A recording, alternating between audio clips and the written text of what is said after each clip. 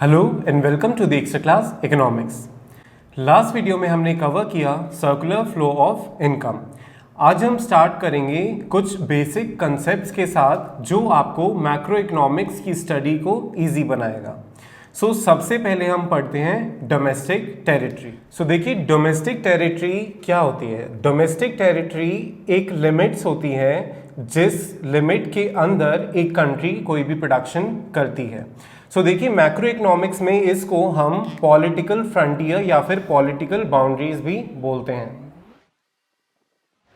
और जैसा मैंने आपको प्रोडक्शन पॉसिबिलिटी फ्रंटियर में भी बताया था कि फ्रंटियर का मतलब होता है लिमिट्स, कि एक कंट्री की या एक इकोनॉमी की क्या लिमिट्स हैं। तो इसी तरह से डोमेस्टिक टेरिटरी में हम बात करते हैं लिमिट्स की, कि एक इकोनॉमी की क्या लिमिट्स हैं। अब देखिए मैक्रो इकोनॉमिक्स में ये क्यों इंपॉर्टेंट है, क्योंकि जब भी हम नेशनल इनकम कैलकुलेट करते हैं तो हम ये देखते हैं कि एक इकोनॉमी ने अपने अंदर अपनी लिमिट्स के अंदर कितना प्रोडक्शन किया in a particular period of time.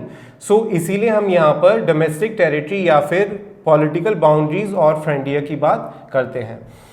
इसके अंदर कुछ चीज़ें होती हैं जो बेसिक चीज़ों के अलावा भी हम इंक्लूड करते हैं। अगर हम बात करें इंडिया की, तो एक इंडियन रेसिडेंट अगर है तो वो किसी दो कंट्रीज के बीच में कोई शिप्स या फिर एयरक्राफ्ट्स को ऑपरेट अगर करता है तो वो भी इंडिया की डोमेस्टिक टेरिटरी के अंदर आएगा। फॉर एग्जाम्पल अगर इंडिया से यूएसए के बीच में कोई शिप्स ऑपरेट हो रही हैं और उसको ऑपरेट करने वाला जो पर्सन है वो इंडियन रेसिडेंट है, जिस वे से इंडिया टू यूएसए वो अपनी शिप्स को या एयरक्राफ्ट्स को लेके जाएगा, वो जो वे होगा, वो रास्ता जो होगा, वो इंडियन टेरिटरी या फिर इंडियन डोमेस्टिक टेरिटरी के अंदर आएगा।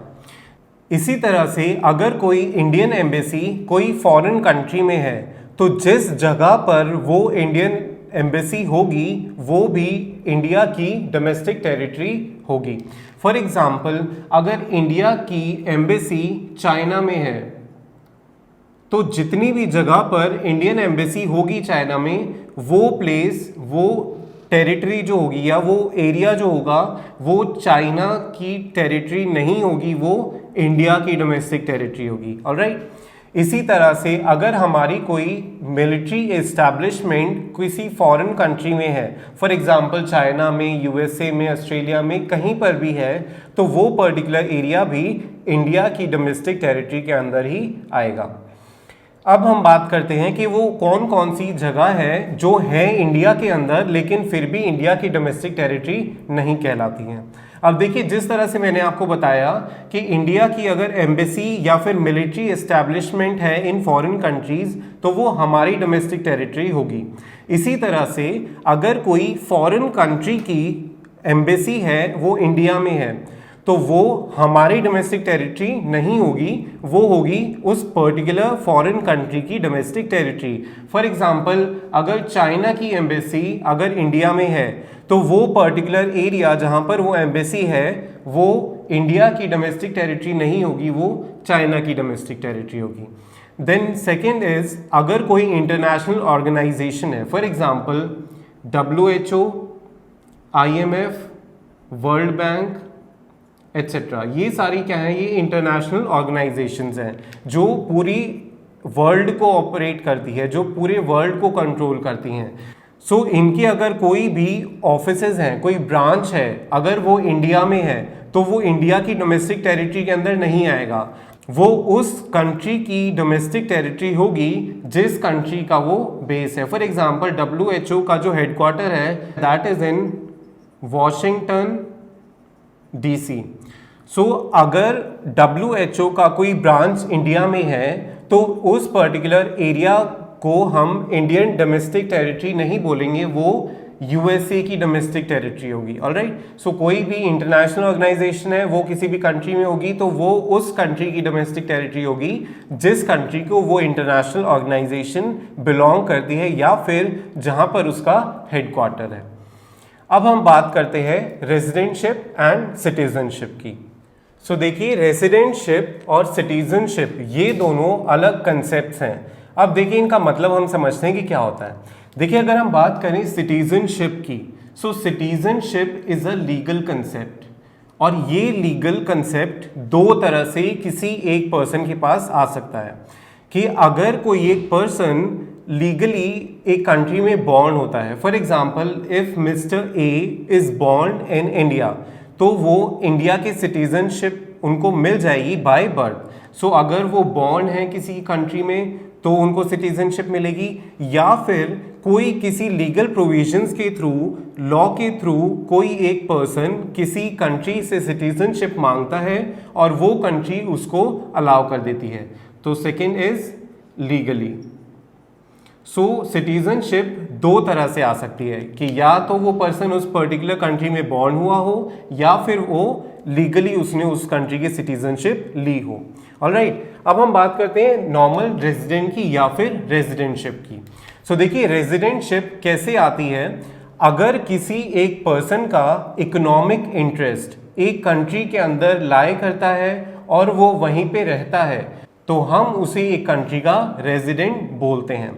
फॉर एग्जाम्पल अगर mister A is residing in India for more than 1 year, यहाँ पर हम एक साल का पीरियड लेते हैं कि अगर कोई एक पर्सन एक कंट्री में एक साल से ज़्यादा रह रहा है, वहाँ अर्न कर रहा है और वहीं पर वो स्पेंड भी कर रहा है, सो मिस्टर ए क्या होंगे, इंडिया के रेजिडेंट होंगे, नॉर्मल रेजिडेंट। अब हम देखते हैं कि इसके अंदर हम किन किन चीज़ों को इंक्लूड नहीं करते हैं।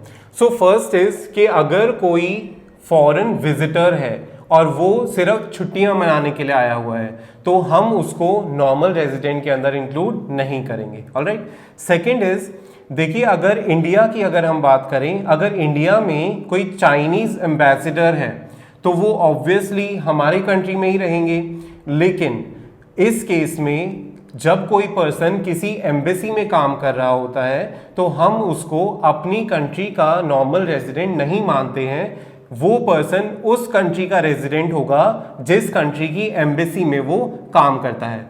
अब यहाँ पर एक बात नोट करने की होगी कि बेशक वो एक साल से ज़्यादा के लिए कंट्री में है लेकिन स्टिल हम उसको नॉर्मल रेजिडेंट नहीं बोलेंगे। Then third is border workers. Border workers के अंदर हम उन लोगों को इंक्लूड करते हैं कि जो क्रॉस बॉर्डर वर्क करते हैं और वो काम करने के लिए रोज़ एक कंट्री से दूसरी कंट्री में जाते हैं। For example India and Nepal. So देखिए नेपाल से इंडिया और इंडिया से नेपाल जाने के लिए आपको पासपोर्ट या वीज़ा की ज़रूरत नहीं होती।